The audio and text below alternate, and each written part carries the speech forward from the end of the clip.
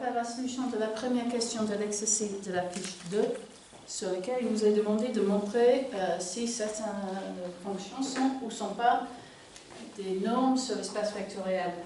Donc, je rappelle que n qui va d'un espace vectoriel, donc là, ça va être Rn R plus, donc ici, c'est des nombres positifs, est une norme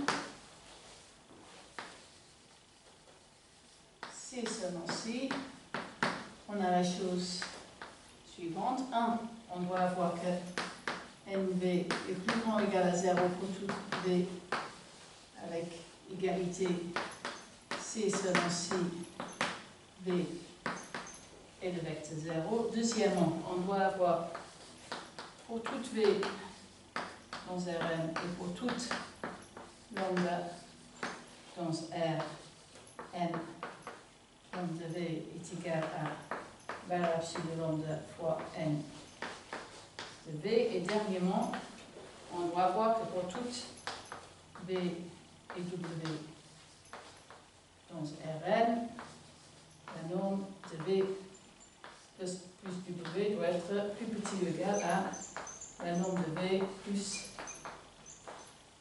la norme de w. Et ce sont trois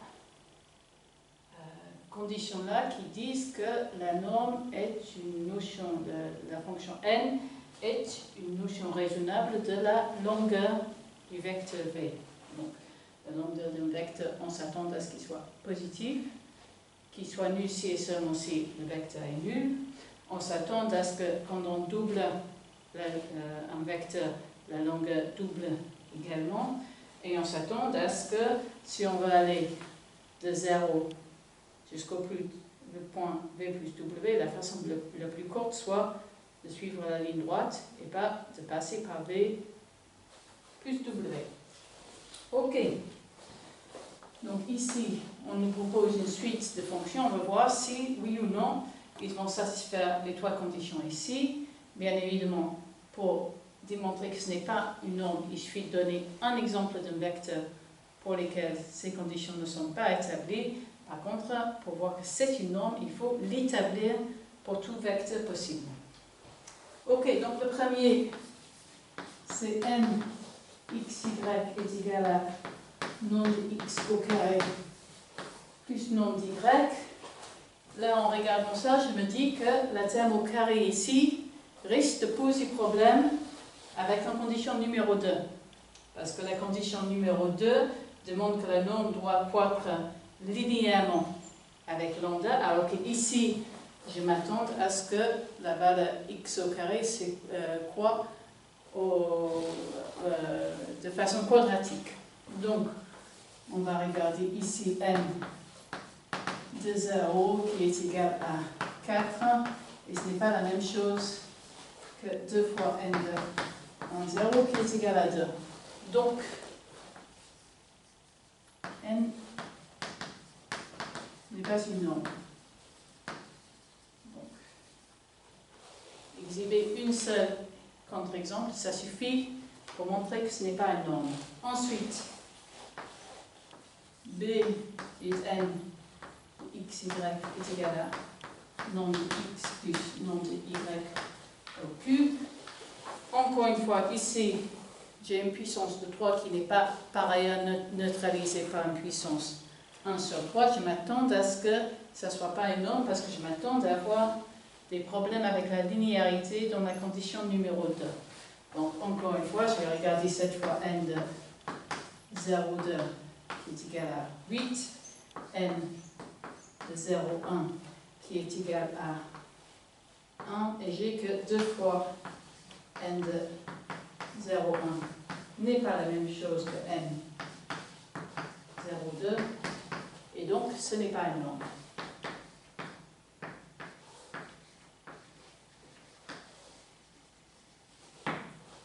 Ensuite, le C. Ici, j'ai n de x, y est égal à racine de 25 x carré plus racine de 4y carré. je regarde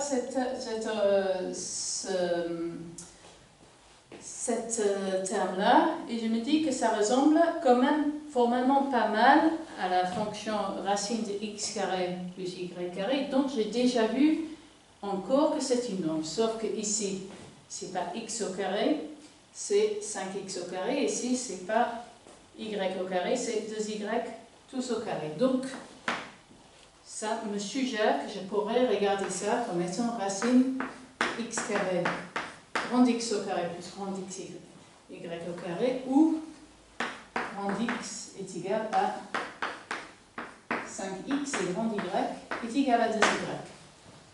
Ok, donc, vérifions que c'est bien non.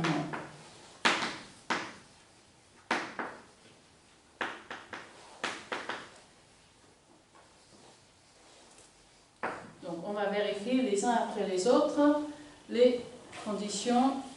Voilà. 1, 2, 3.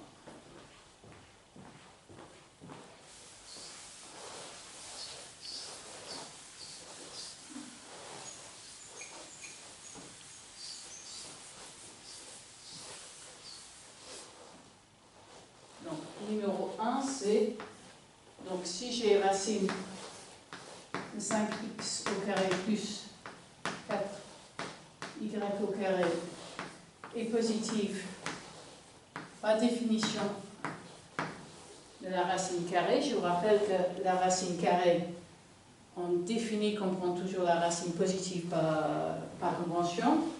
Et si ceci est égal à 0, ça m'implique que 25x carré plus 2y carré est égal à 0. Ces deux termes sont individuellement positifs. Donc, la somme ne peut être égale à 0 que si tous deux sont égaux à 0. 25x carré est égal à 0 et 4y carré est égal à 0. Donc, x égale y égale à 0. Et c'est ce qu'il fallait prendre.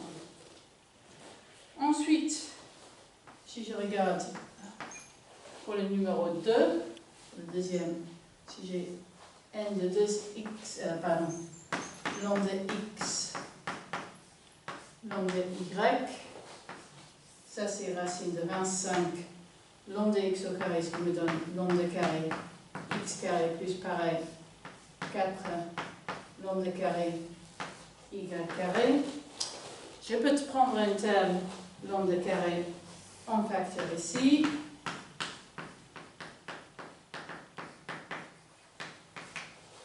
Je vais séparer la terme lambda carré ici. Donc j'ai racine de lambda carré, racine de 25 x carré plus 4 y carré.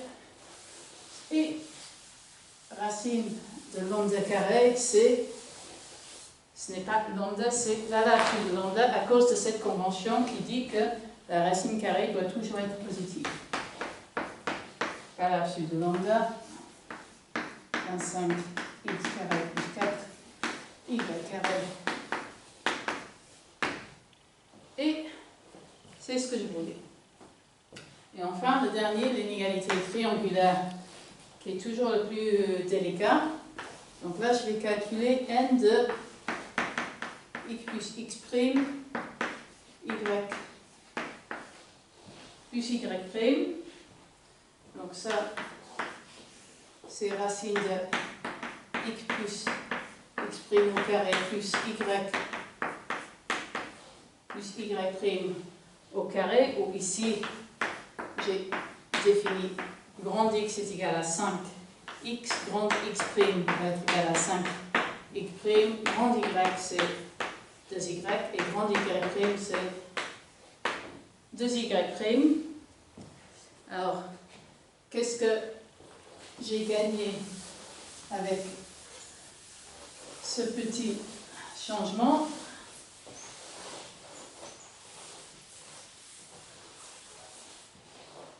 Mais j'ai gagné qu'on avait déjà vu encore que ceci qui est une norme standard, la norme euclidienne sur R2, est plus grand ou égal à la racine de x carré plus y carré plus, pardon, plus petit ou égal à racine de x prime carré plus y prime au carré, ce qui est n de x y plus n de x prime y prime, et c'est exactement ce que je voulais. Donc, cette numéro C est bien une norme. Remarque, j'ai n est en fait la composition de n tilde, mais j'ai appelé ça avec l'application phi, où n tilde est la norme euclidienne et phi est l'application linéaire qui envoie x, y sur 5x de y. Et donc, ceci est un cas particulier de l'exo numéro 4, je crois. L'exo numéro 4. Qui dit que si je fais une transformation linéaire et puis j'applique une norme, ça reste une norme. Continuons donc.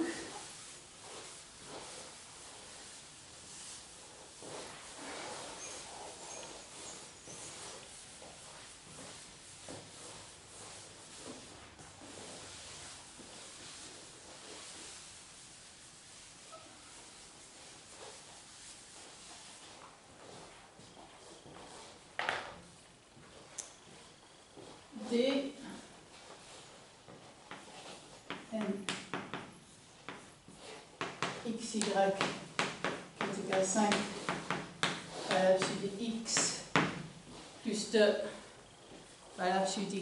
Donc on est en fait encore une fois dans le même cadre que le numéro C, puisque ici c'est encore une fois la composition de l'application linéaire xy va sur 5x 2y avec une norme standard, ici la norme L1. Bon, on va quand même faire les détails. Donc ici, on va vérifier que c'est une norme.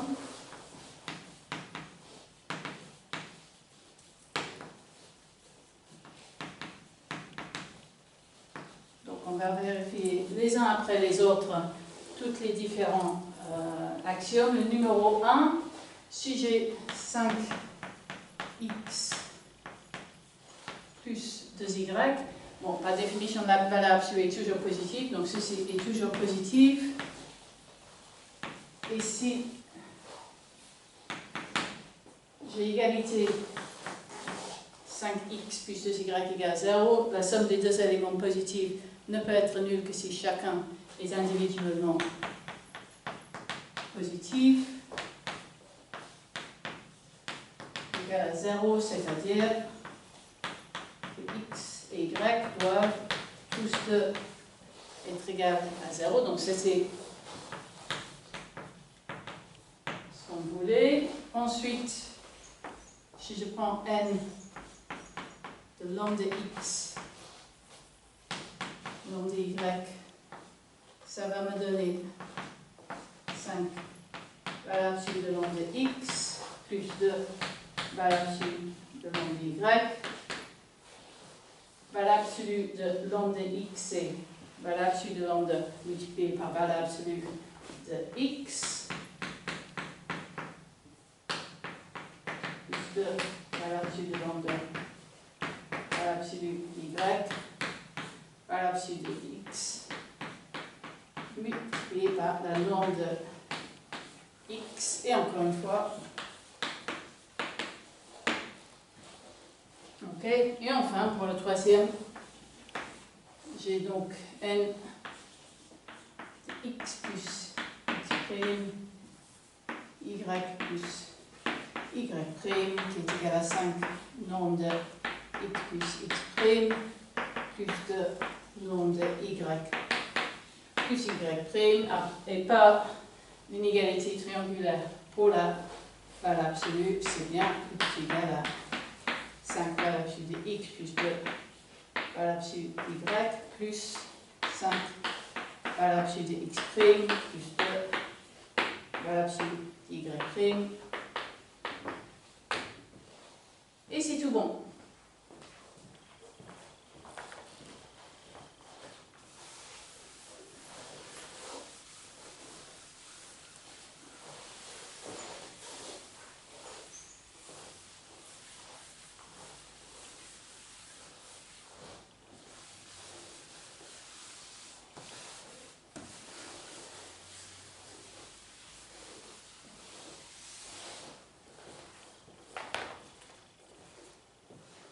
Ok, ensuite, j'ai n xy qui est le max de x et y. Là, je regarde cette expression et je me dis qu'il n'y a absolument rien qui garantit que cette maximum serait positif. Il n'y a rien qui empêche que x et y puissent être tous de négatifs. Donc si je calcule par exemple n de moins 1, j'obtiens moins 1. Et donc, c'est pas énorme.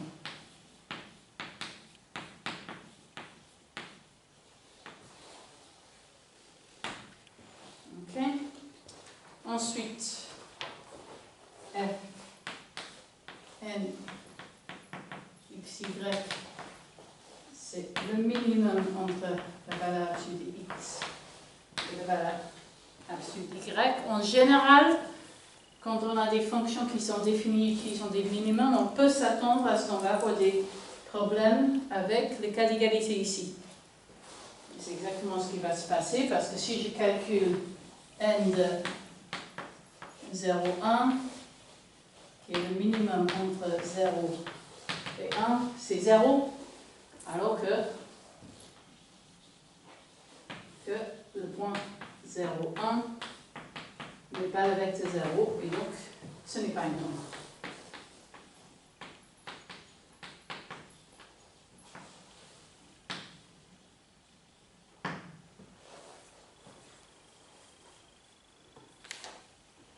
Ensuite, le G, n x, y est égal à la valeur absolue de x plus y plus 2 valeur absolue d'y. Encore une fois, en vrai, c'est une composition ici. Je vais dire ça en aparté. Cette n de x plus y, c'est une norme standard qui est la norme LE composée avec une application linéaire. Donc, puis ici, va envoyer x, y sur x plus y de y, et n va être la norme L1. Donc, encore une fois, ici on est en train de dire d'utiliser un cas particulier de l'exercice 4 qui dit que la composition d'une application linéaire inversible est une norme. C'est une norme, mais on va quand même faire des détails du calcul.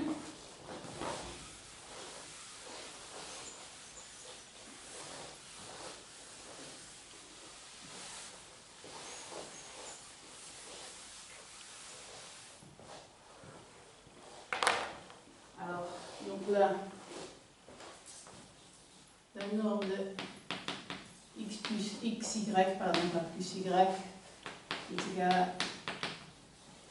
norme de x plus y plus 2 norme d'y. Alors, c'est positif puisque c'est deux valeurs absolues qui sont toujours positives, et encore une fois, avec égalité, si et seulement si x plus y est 0 et y est égal à 0, ce qui est équivalent à x et y sont égaux à 0 et c'est ce que je voulais voir. Ensuite, je prends la norme de x. Norme de y, c'est la norme de x plus y plus de norme de y, ce qui donne bien valeur absolue de lambda multiplié par n de x y. Donc ça aussi c'est bon. Et enfin, encore une fois, j'ai norme de x plus x prime y plus y prime qui est la valeur absolue de x plus x prime plus y prime plus 2 fois la valeur absolue de y plus y prime. J'applique encore une fois 2 fois les inégalités triangulaires sur ces deux termes. Et je vois que ceci est plus petit ou égal à norme de x plus y plus de valeur absolue y plus valeur absolue de x prime plus y prime plus de valeur absolue de y prime. Donc ça, pour faire ça, j'ai utilisé l'inégalité triangulaire et c'est exactement ce que je voulais. Et donc, j'ai vérifié les 3 axiomes et c'est une norme. Ok. H, encore une fois, c'est n de x, y qui est le max des 2 carrés. Et on se doute bien qu'il peut y avoir un problème avec la croissance linéaire, puisque ces termes-là ont une croissance quadratique, et j'ai bien n de 0 qui est égal à 4, qui n'est pas 2 fois n de 1, 0, et donc ce n'est pas une norme. Et enfin,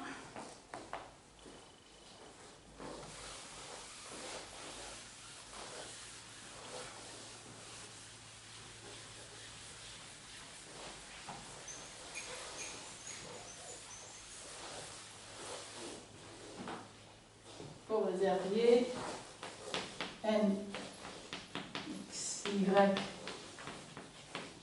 qui est valeur absolue de x, je regarde ça, je me dis que la valeur absolue de x, ça ne devrait pas suffire pour être sûr que x et y sont tous de non-zéro. Donc je me doute que je vais avoir des problèmes avec le fait que ça doit être égal à 0 seulement si b est égal à 0. Donc là, on va regarder n de 0, 1 qui est égal à 0, mais 0, 1 n'est pas le vecteur 0, 0, et donc ce n'est pas un nombre.